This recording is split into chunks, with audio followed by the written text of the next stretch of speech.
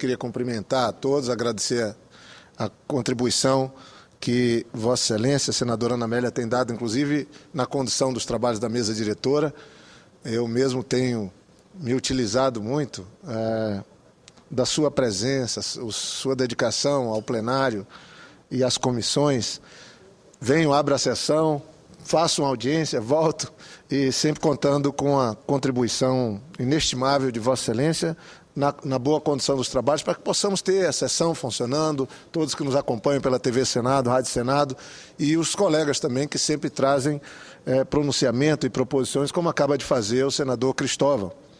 E devo dizer, caro senador Cristóvão, que as conversas que temos tido ultimamente de estabelecer canais de diálogo estão bem avançadas. Só falta, inclusive, marcar datas para algumas reuniões, porque acho que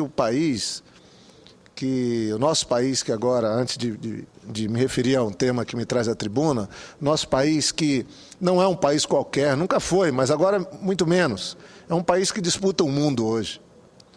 O nosso país é colocado em qualquer encontro mundial como um líder. Mas o país tem que fazer por onde valer essa posição que o mundo nos começa a colocar. Os países emergentes, especialmente China, Índia e Brasil, são um endereço hoje para o investimento global, para os analistas do ponto de vista do potencial de crescimento, de desenvolvimento.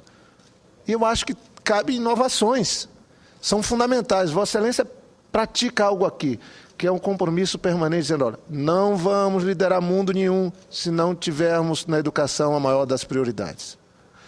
O senador Capiberibe, que está aqui, meu colega, um grande amigo, pessoa que é uma referência para nós da Amazônia, fomos colegas prefeitos, eu sempre depois dele, depois governador, 8 anos, e eu depois também, tenho um compromisso na construção desse país, que lidere um novo mundo, um mundo do século XXI. Não ser um substituto dos líderes do século XX. E aí é que se estabelece, no mínimo, situações a serem alcançadas novas. Não dá para liderar o mundo se não tivermos na agenda a preocupação com o meio ambiente, com a qualidade de vida. Falei na mesma sessão que a senadora Ana Amélia, com a sua gentileza, me colocou, eu presidindo, falei, olha, o Código Penal é de 1940.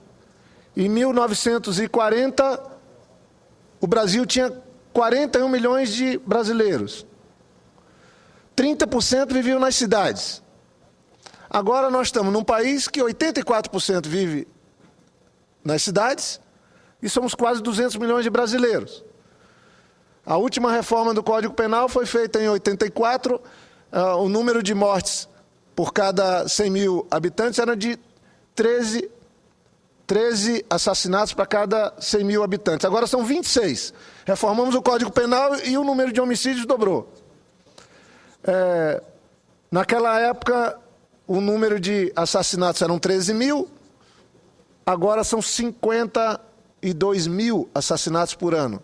A cada 2 décadas, o Brasil tem 1 milhão de assassinatos. Mais de 1 milhão. Isso não nos credencia a liderar o mundo. E vai até a maneira que estamos dialogando. Ontem foi muito importante, o Supremo, mais importante do que a decisão do Supremo, foi um comentário de ministros, como a ministra Carmen Lúcia e outros que eu pude acompanhar.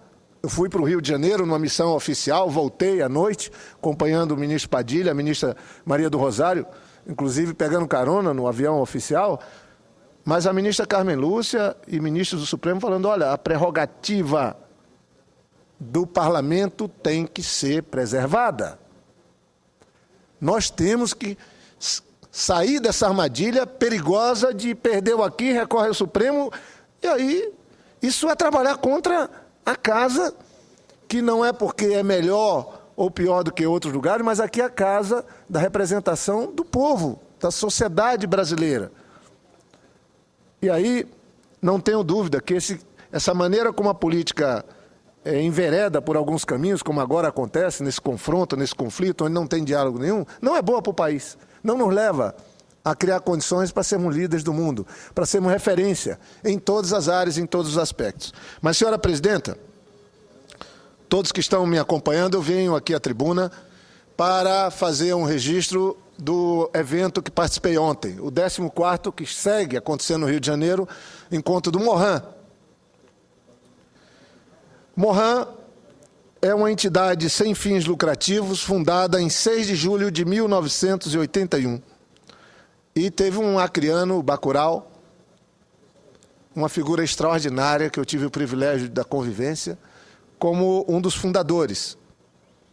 O Mohan tem hoje o coordenador, o Arthur Custódio, que é também uma figura singular, um grande brasileiro, e trabalha para que o Brasil possa deixar de ser uma referência negativa do ponto de vista da hanseníase.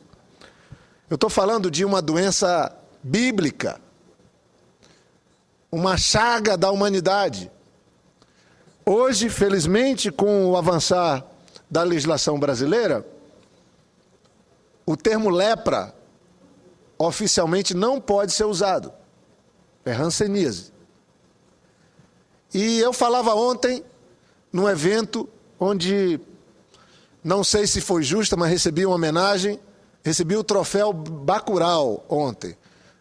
E tendo como colegas agraciados o governador do Acre, Tião Viana, que não pôde ir, e eu justifiquei sua ausência.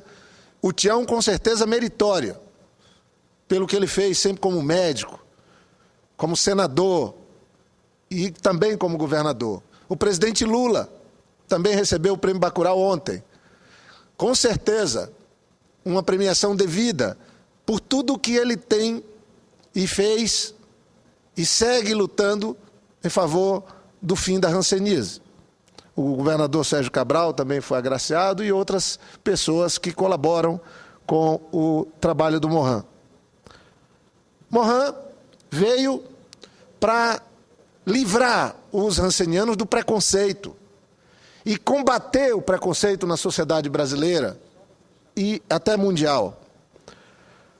O Brasil, eu tive a sorte de, ainda muito pequeno, ser levado pelos meus pais para dentro das colônias, como eram chamadas, dos hansenianos. Meu pai e minha mãe sempre tiveram um carinho muito especial pelos hansenianos e eles nos levavam. E eu não tive nunca preconceito com a hanseníase.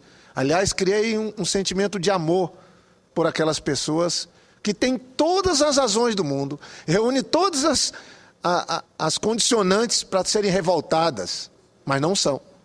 Um exemplo é o Bacurau. Bacurau, fundador do Mohan, morreu de uma maneira... Foi muito duro a fase final da vida do Bacurau. Nos anos 90, ele faleceu. Quando ele está acometido de uma doença que se agravava, e aquele sofrimento, ele que já andava com dificuldade, que tinha todos os problemas de mobilidade, ele também enfrentou uma fase final da vida muito dura e difícil. Mas mesmo assim, era o tempo inteiro nos passando o sentimento de amor, de respeito, de apreço à vida. Ou seja, ele morreu nos dando lições. E eu queria, ao mesmo tempo que trago aqui para os anais do Senado, uma preocupação que o Brasil possa ter sucesso e possa vencer e livrar os brasileiros e brasileiras da hanseníase, eu queria dizer que ainda tem muito a ser feito. O ministro Padilha, que é um aliado, merece todos os elogios. A ministra Maria do Rosário, também, que segue um trabalho iniciado pelo Nilmário Miranda, depois seguiu com o Paulo Vanuc. O Brasil, senhora presidenta, tem um histórico de legislação que a gente pode resgatar rapidamente, ainda do próprio presidente Sarney, quando aprovou uma lei que proibia a queima dos títulos de eleitor que até a década de 80 existia no nosso país. Depois, isso foi uma medida ainda no governo, medida provisória do governo do presidente Sarney, a medida 103, de 13 de 11 de 89, que revogou o dispositivo da lei eleitoral que estabelecia a esterilização do título de eleitor das pessoas atingidas pela hanseníase. Veja que eu estou me referindo a 89, senador Cristóvão. Até 1989, a lei obrigava a esterilizar os títulos de eleitores de quem era portador da hanseníase. Uma doença que tem cura, que já está muito claro a sua contaminação quando ocorre. Quando foi em 1995, também foi aprovada a Lei 9.010, estabelecendo a proibição do uso oficial, em qualquer documento oficial de órgão público, nos 3 níveis de governo, do termo lepra. E aí, o senador Tião Viana, à época, apresentou um projeto de lei criando uma pensão especial para aqueles que foram vítimas da hanseníase e, assim, por conta da omissão do poder público, já que se trata de uma doença curável, e que ficaram mutilados, a receberem uma pensão. E o governador Tião Viana apresentou uma proposta. Obviamente, nós não podemos, do ponto de vista constitucional, criar leis que impliquem despesa. Foi aprovado como uma indicação, mas o mais importante de tudo isso é que a figura do presidente Lula, sensível, conhecedor, um amigo dos hansenianos, ele é a pessoa mais querida que eu conheço da comunidade de hansenianos, do Morran, e o presidente Lula sancionou a lei, era medida provisória 11.520, a lei de 2007, que dispõe sobre a concessão de pensão especial às pessoas atingidas pela hanseníase que foram submetidas ao isolamento e internação compulsória. Essa lei é oriunda da medida provisória 373 de 2007, encaminhada pelo presidente Lula. E foi o presidente Lula, ontem, em sua fala, reproduzia. Ele disse que um dos momentos mais emocionantes da vida dele, e de longe o mais emocionante do seu governo de 8 anos, foi quando ele abriu o Palácio do Planalto para os hansenianos na sanção dessa lei, onde estava presente o Tião, eu também estava, todos nós do Acre, que temos uma relação de amizade com esse povo sofrido, ela foi sancionada.